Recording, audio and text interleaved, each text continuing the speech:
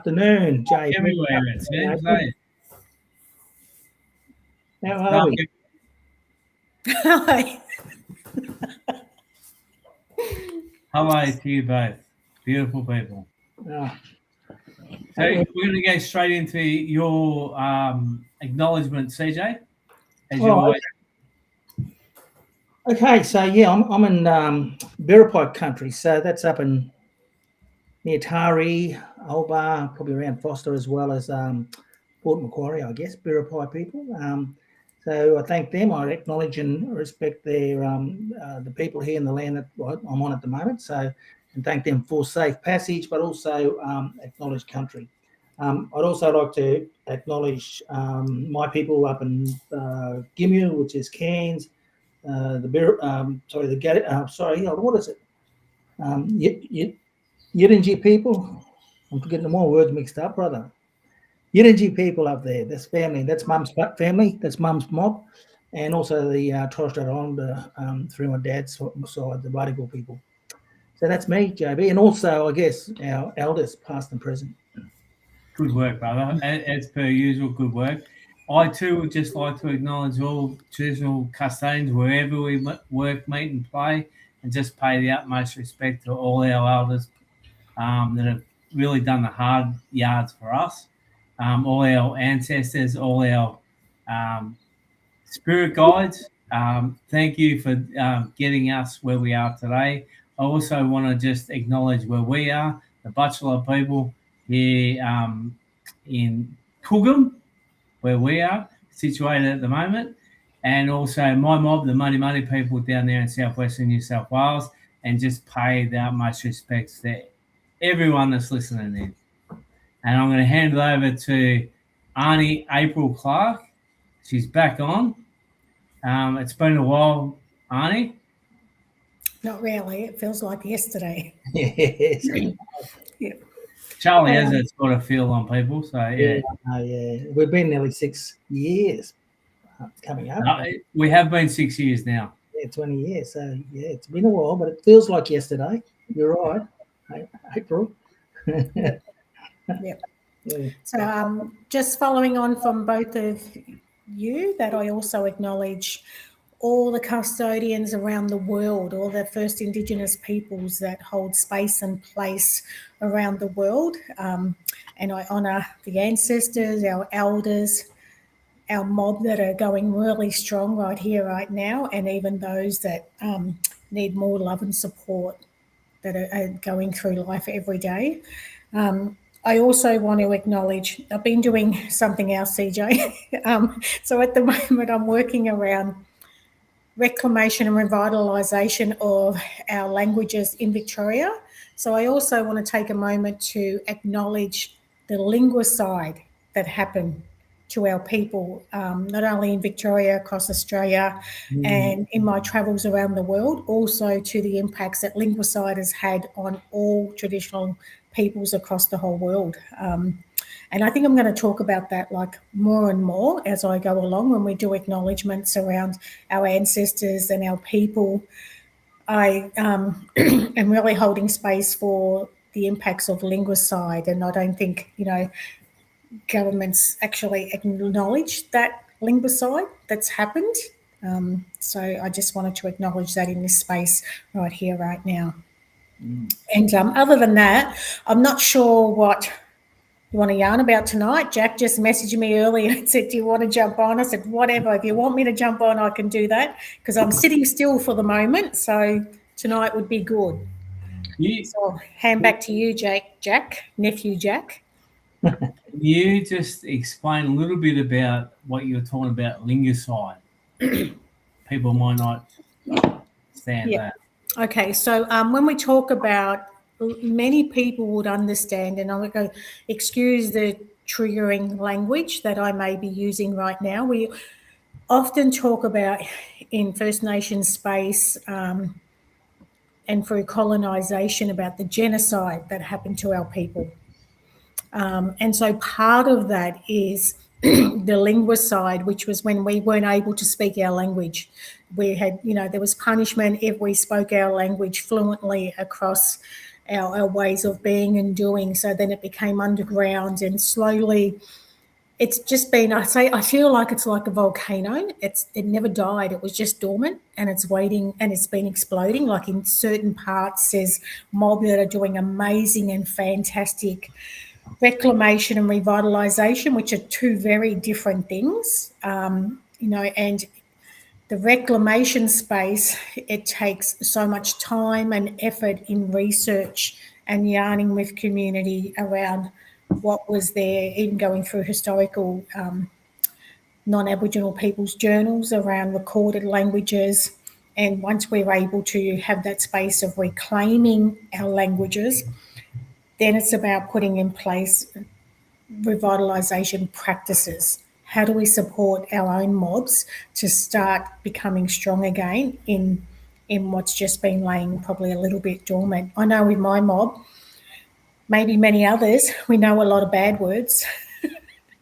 Like we all used to get threatened with the bad words or the spirit words, and for us, spirit is murup. So, you'd get warned, get to bed before the murups come and get you, and things like that. But the way I see, what is your vision and dreams around language? How do you know, what would it look and feel like if our languages were flourishing again?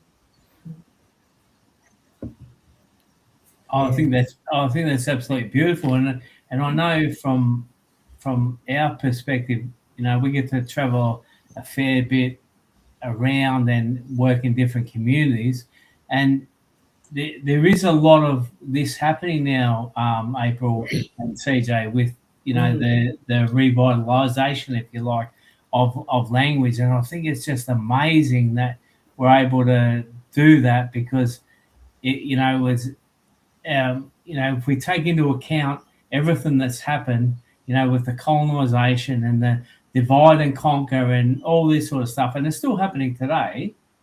Let's not be mistaken; it's still happening today. So, I think it's just amazing that this sort of work that you're doing and others are doing is just amazing. So, I want to be one of the ones to say thank you, because I think it's amazing.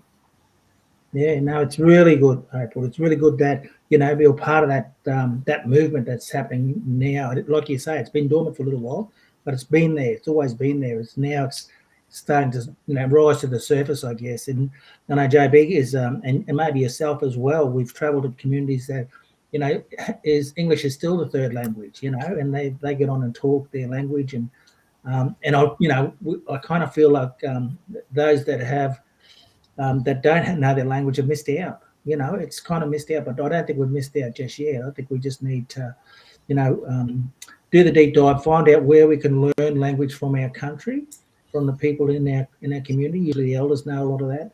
There's a lot of history, I guess, in terms of that as well. So there's a lot of information about, the languages that were part of the country that you're on. So it's.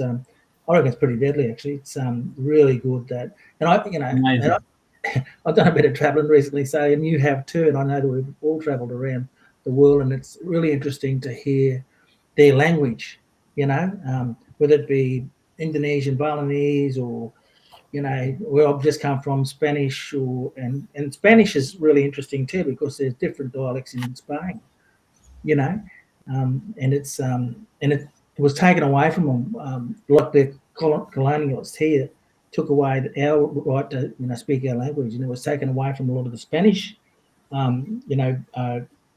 communities that spoke their own language.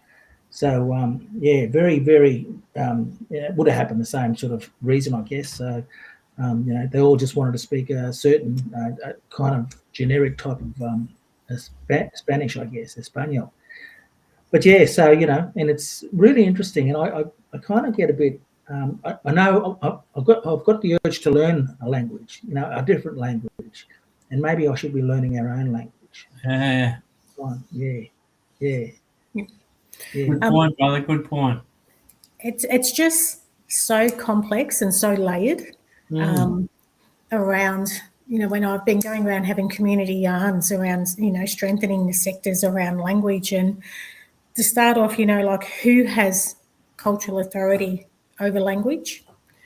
So even within our own mobs, we're still trying to work out that space. Some have already progressed a lot further, who are the language cultural holders.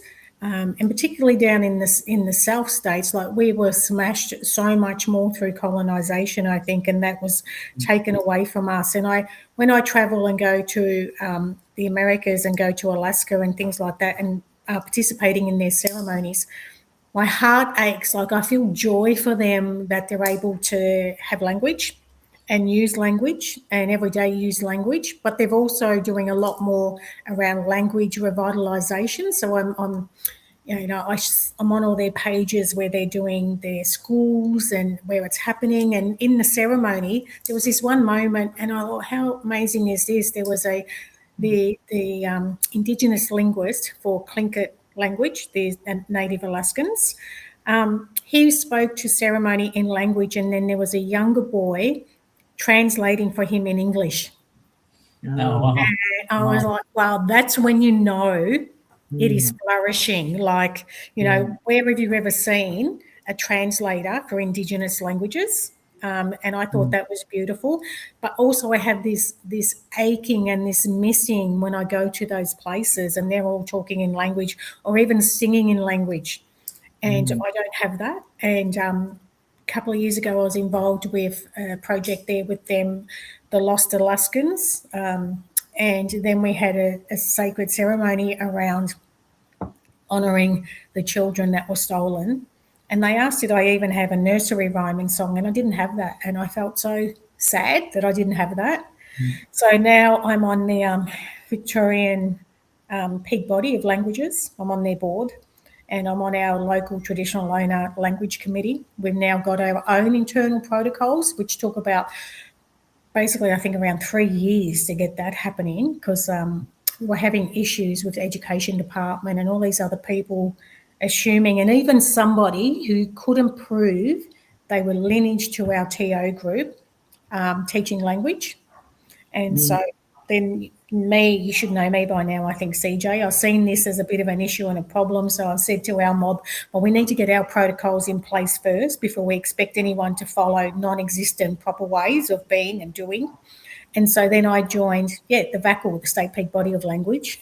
Because I think, how can I help, create best practice and hearing community about what's needed? And there's no one fit because, as you know, it's all localised to each TO group and what they think they want and need. So that's been interesting. And I think also stripping it back to language is sacred.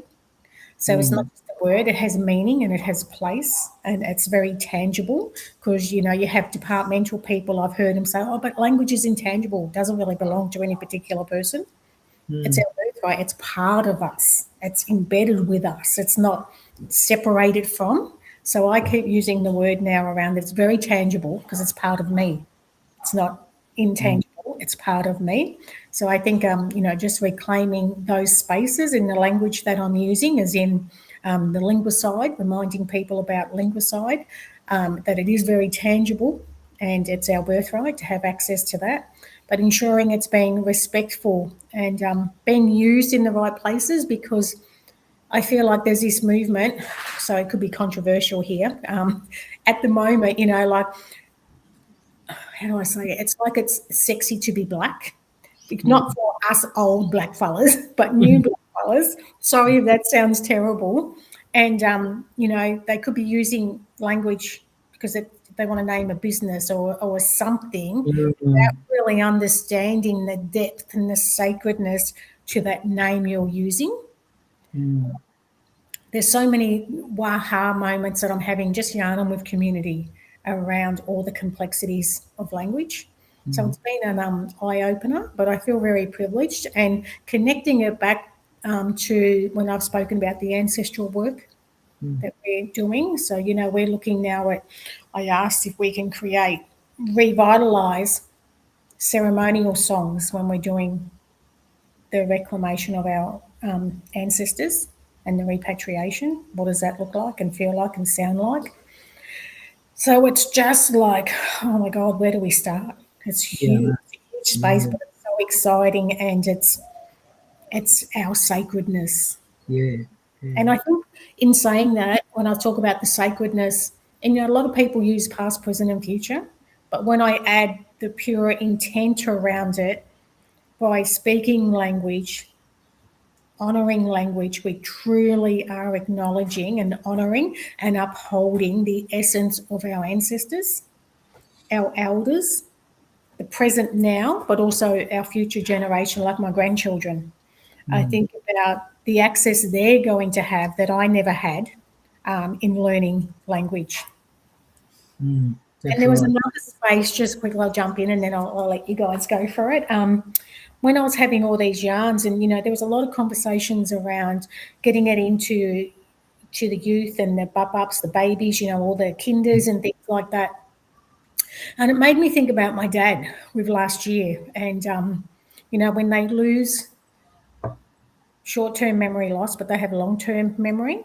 And I thought how beautiful it would have been if he was part of an elders group that was actually having language lessons. It might have triggered like so much power for him, and he might have remembered so many words because he's in long-term memory more than short-term. And so I keep putting up forward around, even our elders, just not to focus on the bup-ups, the babies, which I love, but let's also honour the sacred space of our elders who were really, really impacted by not being able to speak language. Yeah, no, that's it is important, isn't it? I mean, we elders need to know, I suppose, or at least have the opportunity to learn their own language. It's really it's quite interesting, actually, this whole conversation around language. And I don't know, what's your position in terms of Aboriginal words becoming names of products developed by non-Aboriginal people? Well, I don't feel they have a right to it. And I'll give you an example of when you're talking about products in Victoria here. There's a whole new lot of schools that are being created, and they're getting Aboriginal names. Now that might feel nice and look nice, but how real is it? And how are they honouring the sacredness around that name when Aboriginal children are still falling behind, still being expelled and suspended in that school and may not be culturally safe? I feel like, how dare you have our name when you're not honouring the practices? Yeah. So I feel probably the same around non-Aboriginal people. It's almost, that's for me, when I be really truthful, that's cultural appropriation. Not cultural appreciation. Like it's a difference in how and what does that look like. And I think that would be a deeper conversation of different examples. There could be people that are doing it really, really well as allies, and then their local traditional owner people have endorsed that person to do it.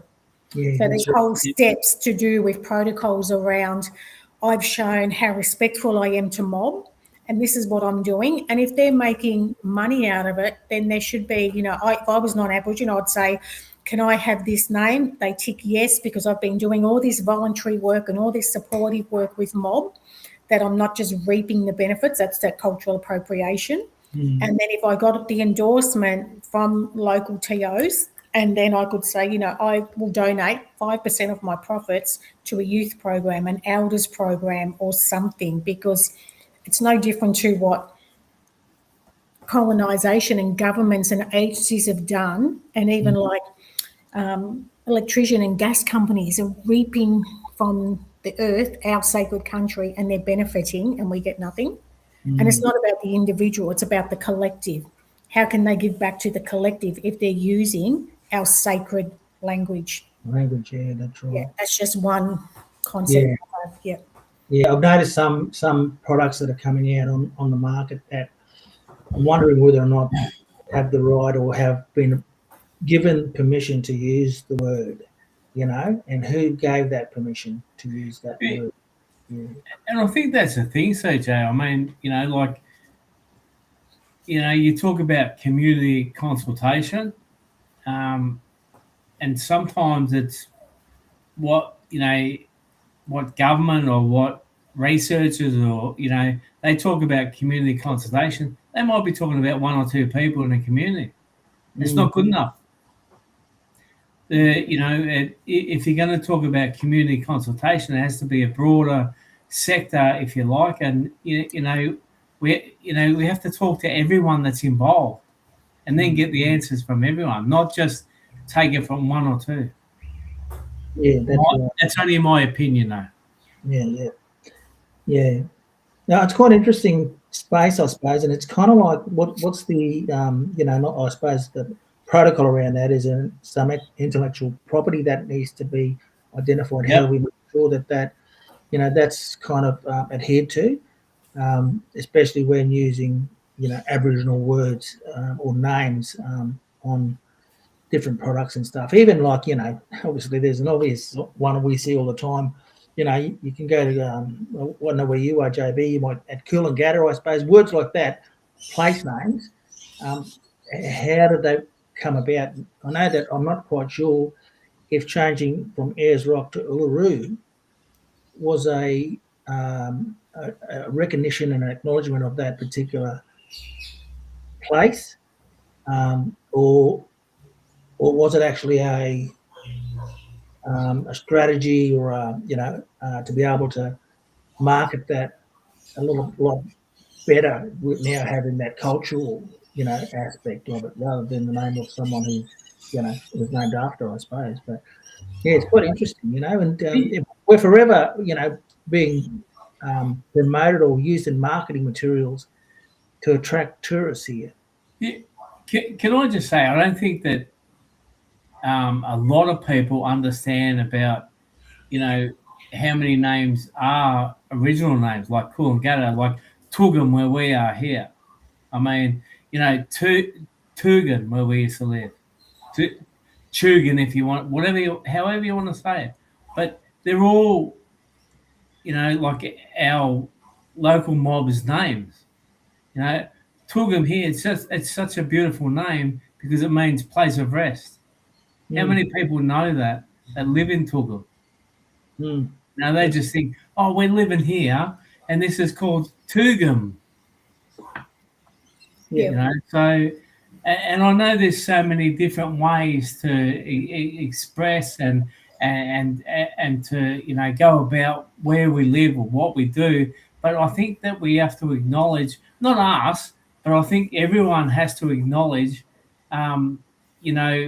what it actually means and what it means to local mob as well.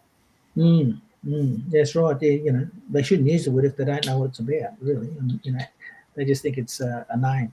But yeah, going back to this, education. Now we're talking about re-educating ourselves in terms of our languages. I just think that's the most essential thing for us to actually start to identify or connect, I suppose, to our culture. The language that was taken away from us is really that connection to our culture. It's the stories in that language that actually starts to, create that belonging, I guess. I belong there, I belong in this place because of the language.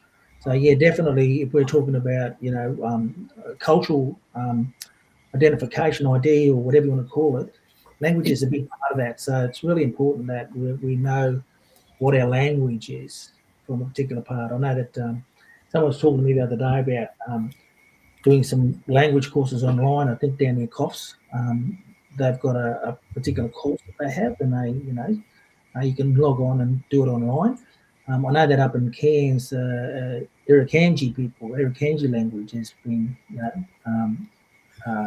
offered as well for people that wanted to learn that language. So quite interesting stuff. And yeah, I geez, I wish I had language when I was younger, and that's the thing though, CJ, is we're lucky enough to be able to get to travel, to different parts of Australia, and along the eastern seaboard of Australia, we've lost that cultural connection, and now we're trying to rebuild it.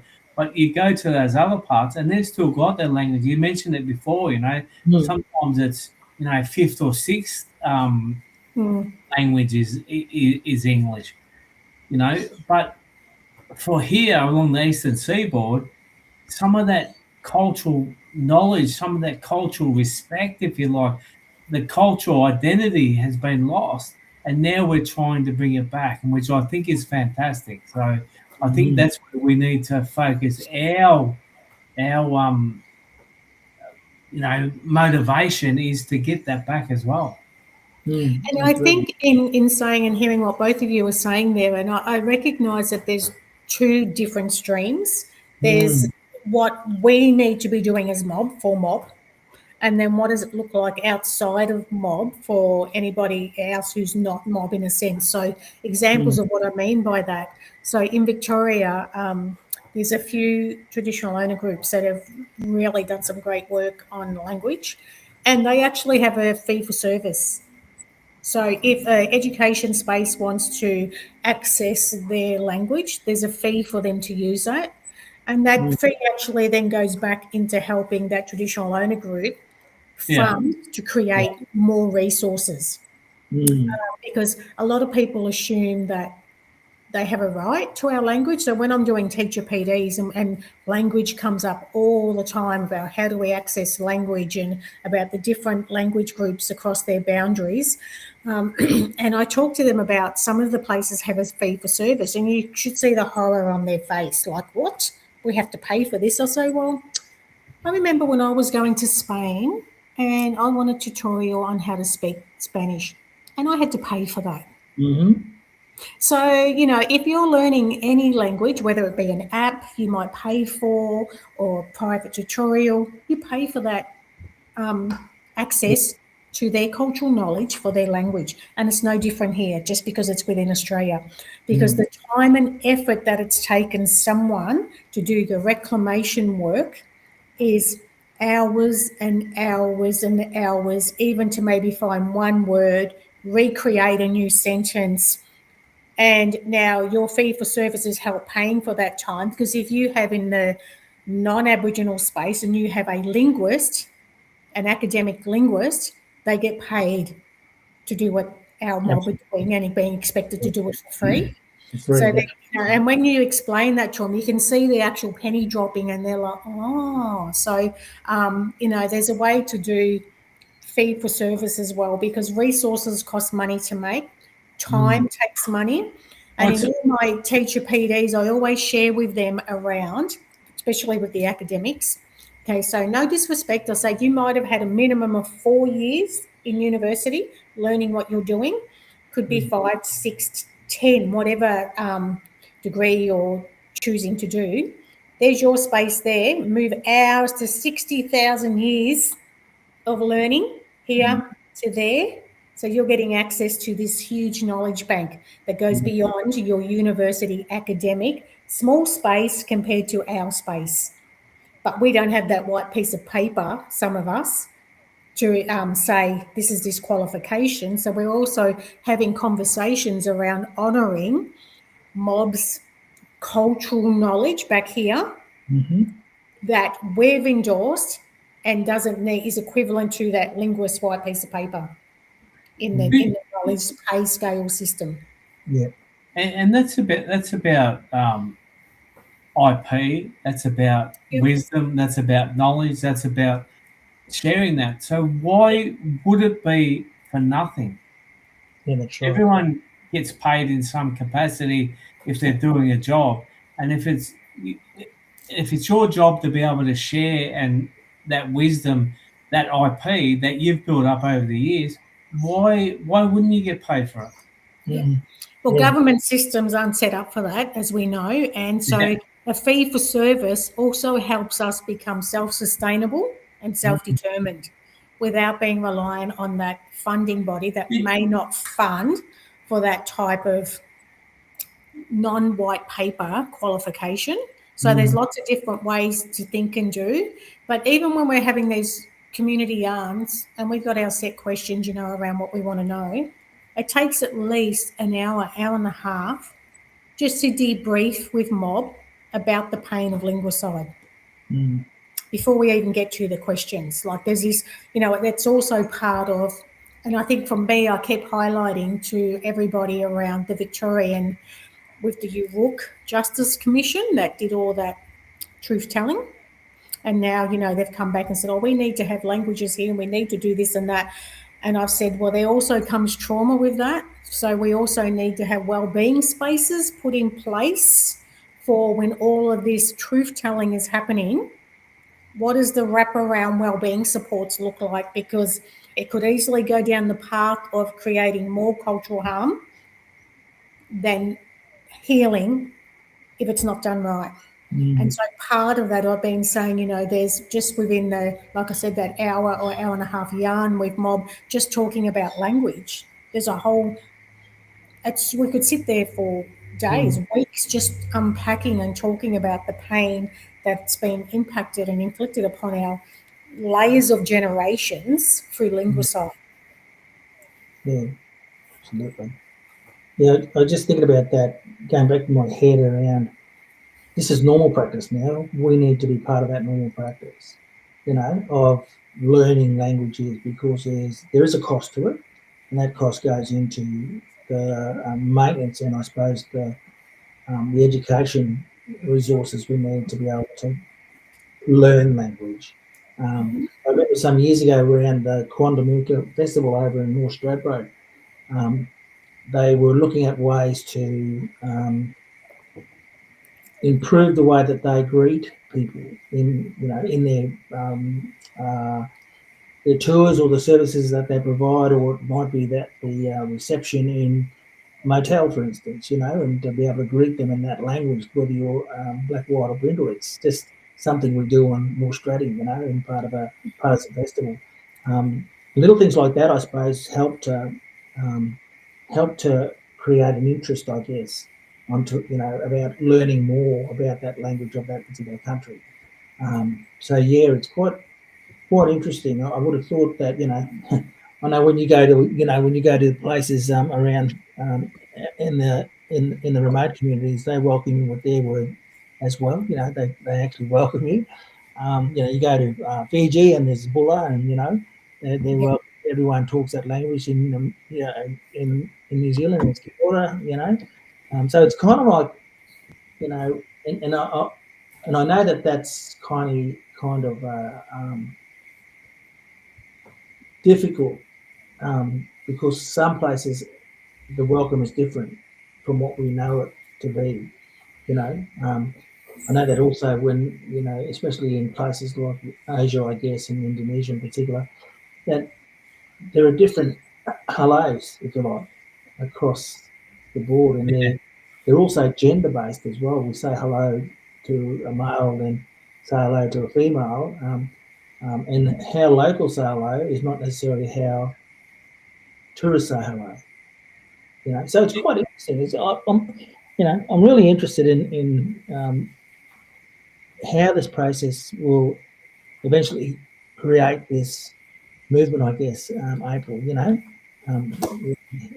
you said it's taken 3 years to get where you are today, and what's the next step, I suppose, in terms of the work that's been done in those 3 years. Yeah. Well, we had our language meeting last night, and for me it was also about, we've got these protocols in place now. Can we now ensure they go out across our Eastern Mar catchment, so that all councils, education systems, police systems, whoever it is, tourist systems, have access to our protocols. This is how you use language. This is how you engage us if you want to use language. So that you can now see who's actually respecting it versus who's appropriating it.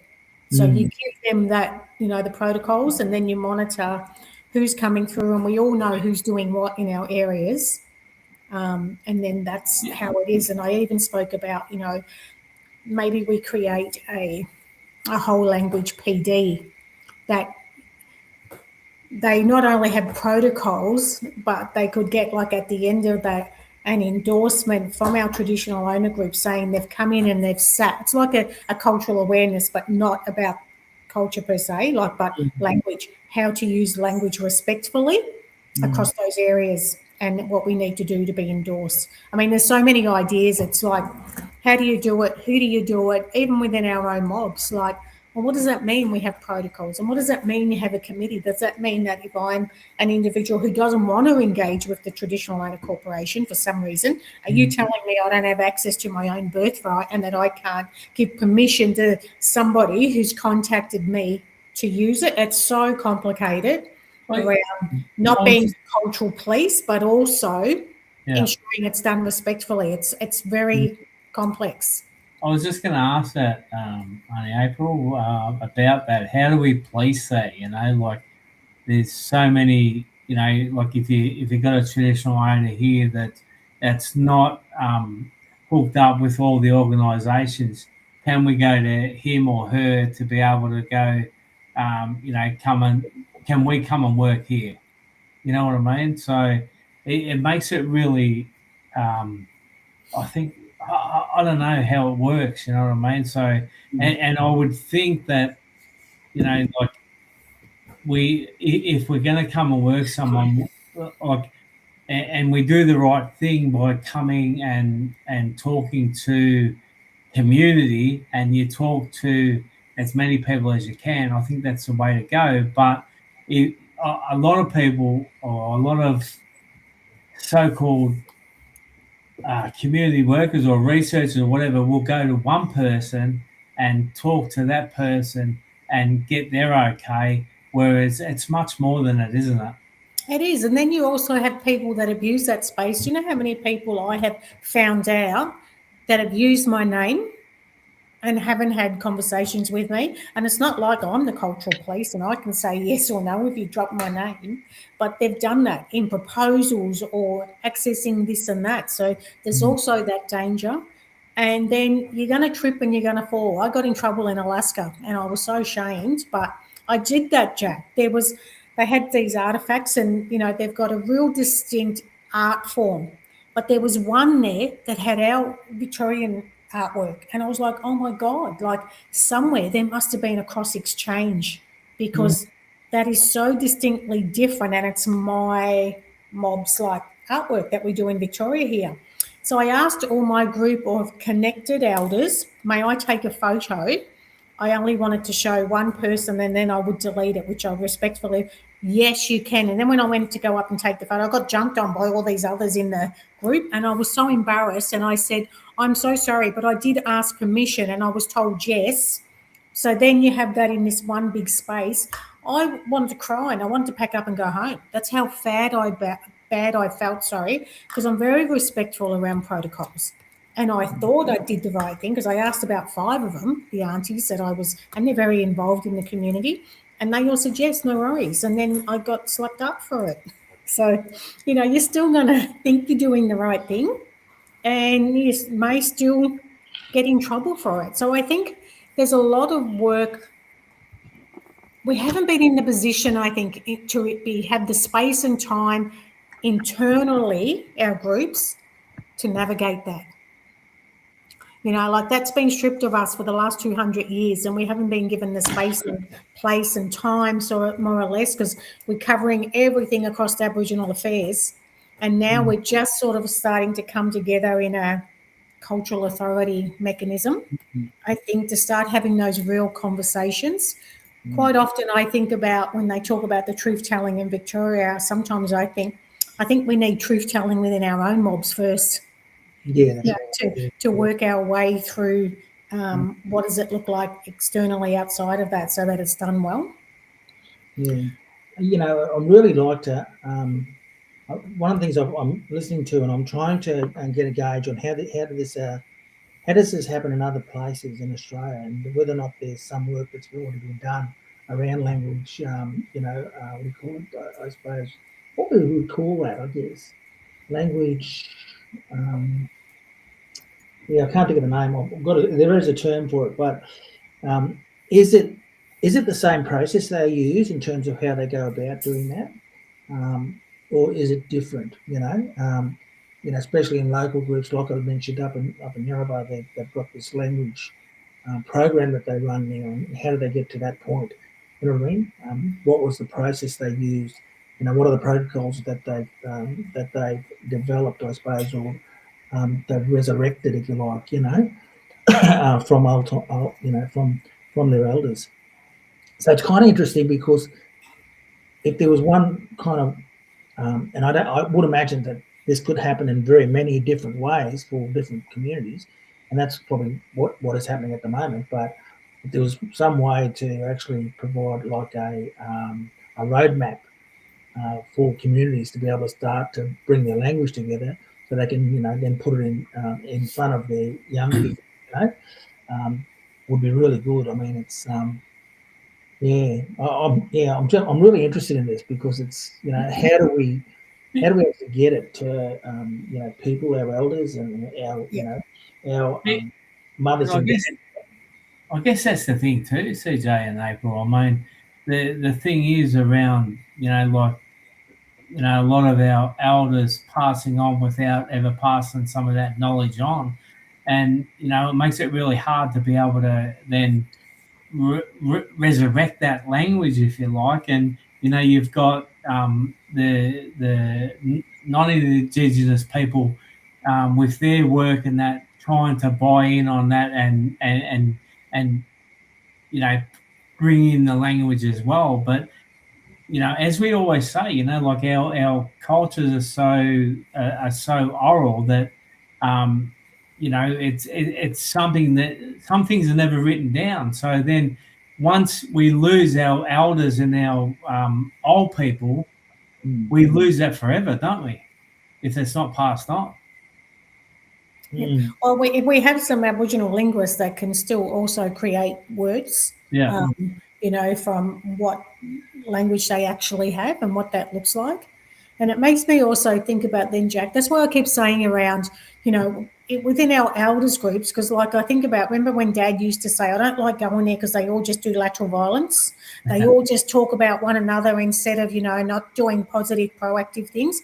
Imagine how beautiful it would have been if they were doing language lessons to keep their mind from doing the lateral violence and, and just or being alone, that they could come and do that. And it just might trigger so many memories. Oh, I know that word. And, I remember that song, so that you're then getting that, because you're right. We are, I know for our mob, we've lost way too many elders in such a short period of time that it's, my heart breaks for that. And then you have questions around, even government use of naming documents in language. Who told them they could do that? Whose language was it that how did they choose it across a state? Like, this time we're in here, now we're going to go over there, so what does that look like in itself? But I just want to highlight something else that's probably, I don't know how often it's spoke about, but, I just say things as they are. From mob to mob, language can also be used as a negative weapon. So for particular, I'll give examples like when myself as a Victorian who doesn't know my language fluently goes to conferences around the nation and you've got mob there that talking language, you're sometimes made to feel you're not Aboriginal enough. They can't do that to me. I don't care. I'm black. I know that. But I've seen it with other mob that are with me feel really unsafe or feel culturally less than because they don't have their language. And I know that many people look down upon Victorians in that language space when we're travelling around the rest of Australia in these different conference circuits, that language can be used as a negative weapon. I just got to call that out. I just got two things to say to that. Like, the first one is there wouldn't be a JB and CJ check-in without the mention of Uncle Albert Clark. So that's the first one. But the second one is, and you're so right, April, with the loss of language and people not understanding why that happened, and also the different like we got different words that mean different things in other communities, and sometimes you can get into trouble by just saying that word. So it is something that's I suppose really close to people mob from Victoria, New South Wales that go to Queensland, NT, and those sort of places. So yeah, look, I understand exactly what you're saying, and it is so true that you do feel if you haven't got that self-belief, if you haven't got that sense of belonging, if you haven't got that identity, then you struggle with going to other places, I guess. Yeah, and I think the connection is the part that, that common thread, I guess, is sometimes you'll find that in languages around the world that there's some terms or words, I guess, that sound the same, very much sound the same, but they might have a different meaning, I guess. So, and that's where, I suppose that the situation that happened there, April, is that, they were probably a little bit unaware of the word that they said meant something else somewhere else, wherever they were. So it's kind of interesting that it's a long process, but again, it was a long process that took it away from us, So if we don't start something, I guess that we're never going to get it back. We're never going to be able to have that connection once more to our culture, through language. Yeah, because we can talk about things, we can talk about some of the things, the cultural things, and understand that from the language, if you like. It's really interesting. Torres Straits, they're fully, second language, third language English.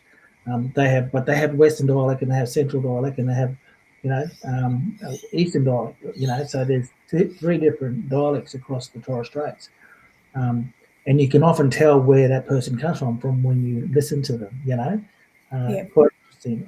And that's would be the same as when we have people from Arnhem Land to, over in southern Western Australia, talking about stuff, the normals, I guess, and it's kind of interesting but then again, as I mentioned, there's words in the language that are the same because they've shared languages along the way. And that's quite. I think that's the thing. I mean, like wherever you go, you might learn a couple of words and that sort of stuff. So you try and incorporate that in, and there's a lot of pidgin English, if you like, in different remote communities and that sort of thing. But it's such a I think what you guys are doing, April, is just amazing, and I think that to be able to get that back along that eastern seaboard of Australia is going to be really it's going to be pivotal for our mobs to be able to understand what's exactly happening, because we don't along the eastern seaboard. Whereas if you go to the west or the central or whatever, they understand a little bit more because they're still speaking their language. I'll give you a different flip side on language. So, and I think the limited understanding from government agencies. So many years ago, I used to foster Melangibni boys that came down from top end up, Melangibni. And as you know, like English is probably their fifth language in something with that. And at the school, and I had to go to the department and fight this system, and we won. Not often I lose. I must be Albert Clark's daughter. But anyway, that they were trying to partake in English as a second language within their school sector. They couldn't enter and do the classes because the classes weren't funded for Australians to not speaking English. Like that funding was set up for foreigners to come into Australia and be funded per person in class to learn English as a second language. They didn't have a concept, and I think that's because it was Victoria, of Aboriginal people with English not being their first language. So we had to fight the education department and that system to change up their policies and protocols around giving access to anybody where English is not their first language. So their thinking was even just this narrow that, I'm sorry to tell you, government, but you hadn't smashed out the colonisation of every single Aboriginal person, because there's mob up there, that English is their fifth and sixth language. So it was like such a wow. but we fought that and we won. So they don't think broadly; they're very narrow in their thinking, and I like to shake trees. But April, who's to blame for that? So ignorance is no defence, obviously, but like for the government to not actually understand that, where are we going wrong? Well, I think, Jack, for me, with that being Victoria, it's been a system response to them colonising fully Victorian people, because our language is not, well, was not then Yeah, fluent. That was our yeah, first language still, because of that, how we were smashed probably more through colonisation coming in from the state, how that was, as opposed to maybe the top end. But I can't talk about the top end because I haven't lived there and it's not my country. But I think from a Victorian perspective, before that, there was no local Victorians that needed English as a second language yeah, courses yeah. and Yeah, funding. So, I yeah, guess what I'm systems, saying it's is, systems faults. It's always been and it'll yeah, always will be until someone changes it and shakes it up. yeah. Yeah. And that's what I'm talking about, because like we've got so many different decisions and things being made by people sitting in offices in Sydney or Melbourne or Canberra, for our remote communities, if you like. So I guess I'm probably talking about more of that than with regards to language, if you like, because language is alive and well in a lot of those remote communities. And now that you guys are doing this with the language on the eastern seaboard, I think that's fantastic, and I think that this is going to be something that is going to be a bit of a game changer, if you like, because people are going to have to sit up and go, shit, we've got this wrong. We need to have these languages. And I'm so blessed that I have to acknowledge that the chair of VACL, the Victorian Corporations of Aboriginal Languages for Victoria, is Dr. Vicky Cousins, who's been doing the work for the last 30 years, and Rosales, who's our CEO, who is from Mexico. And but you know what? I love being immersed with really strong, smart women that have integrity and are truth walkers and are fully about empowering and uplifting and doing what they need to do for community. And I've been in community orgs for so long that I've seen the ugly be done, where people then forget that, I'm sorry, you don't own buildings, you don't own the program, you work for the program. And I always say, in every job that I do, my goal is to do myself out of the job. Not to be reliant on, and not to keep our mob stuck because you need work and you want a job. So for really self-determination, I can say these two women, in the last month that I've been working closely with them, like I've known, she's cousin, Vicky's a cousin, so I've known of her for a long time in that space, but haven't worked with her, and Rosales, and they just blow my mind with the knowledge that they have and the work that they do, have been doing and continue to do. So I feel blessed for that. Yeah, absolutely amazing. Yeah, I'm blown away really in terms of some of the things that are happening down there in Victoria. So really good. In terms, I'm feeling really confident that this is going to be something that will, begin to change a lot of things around the country, I suppose. Well, when we hear of the success, I want to just mention also before I know it's getting a bit on, that when we did kind of try to describe people in remote communities, they know 3 or 4 languages.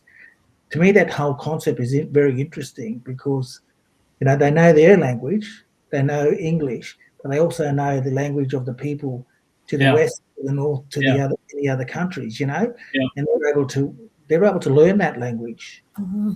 And how do they, how is it that they've done that? I don't know. Maybe it's from between, maybe there was some kind of marriages that were, put together, I guess, brought those languages together. Interesting stuff, yeah. Definitely. Yeah, tend to kind of. We tend to kind of say, oh, they have 6 languages and English is their 7th. How did they learn those other languages? Mm-hmm. Interesting. Yep. So that's been fantastic catching up with you again, April, and you're always doing some very, very kind of important projects that you get yourself involved in. I know you love doing stuff, so I do. And can I just say on that, I'm very excited that maybe in a couple of weeks I could come back on and talk about so another project that I do, which is Hands on Health Australia, and they're a not-for-profit, and I've been volunteering with them for 20 years. Mm-hmm. And we've finally got a new premises, which is in Reservoir, Victoria, and it's actually the old abandoned police station. And it's taken so much work to get it converted. Not this Saturday, next Saturday, we're actually having our final opening, which will be, and we've been so blessed to have Taubmans, the paint people. They have volunteered and painted our first stage 1, which is a huge space. And there's a great story about this man. I forget his first name. How terrible is that? But Mr. Taubman, and the way he created his paints. So he has a project called Colourful Communities, and people can write to them and ask them to come in and help paint certain areas. And I walked into the building yesterday and there was all these volunteers painting out the building. And so there's a lot of love and heart and pure intent in there. And we'll be able to now run at multiple programs. So CJ, it's a predominantly allied health. So we offer free chiropractic, Chinese medicine, mental health services, all these different programs for free for community. Wow. So been doing that for like 20 years, and we've had to have a building in kind attached to another Aboriginal building, but we were very limited. We could use it 1 day a week.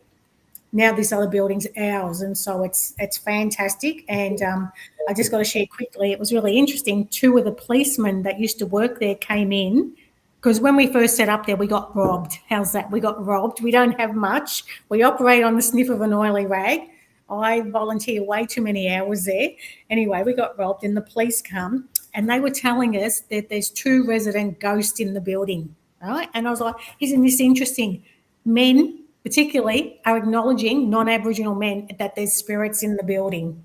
So they've been very vocal, but of the last week, they've been very quiet, which was interesting. And the first week we were there, they were banging around, and I went and met them and said, I don't mind that you're here, but if you're going to run amok, I'll be getting rid of you. So you got a choice to be good and behave, or you're gone. And they've been good. So I can love to come back in a couple of weeks and share about what we're doing there. We'd love that. Absolutely. We'd love that.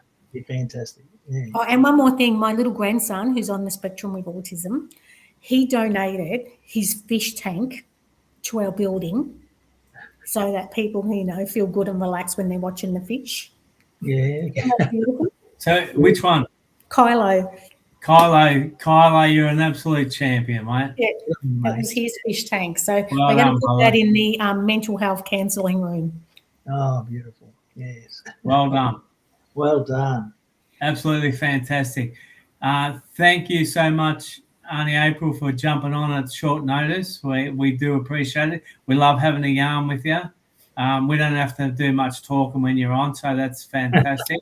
I'm only joking. People get sick of hearing us, and look, we love what you do and for community, and it's just amazing the work that you're doing. So keep doing it. Keep pushing it out. Uncle Albie, it absolutely loves that. So you know that more than anyone. So thank you again. And I'm going to hand it over to CJ for the last little bit.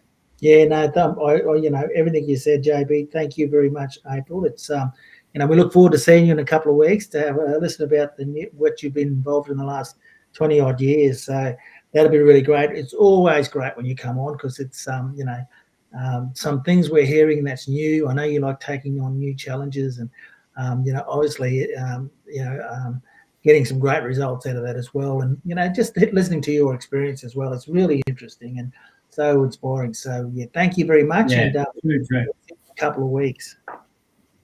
Thank you to you both. Love being on, and I love the conversation that we get to have, and hopefully plant seeds out there to all your listeners. So I think we're all great gardeners. We plant the seeds and we can help, that growth. So, yep, thank you guys and have a good week.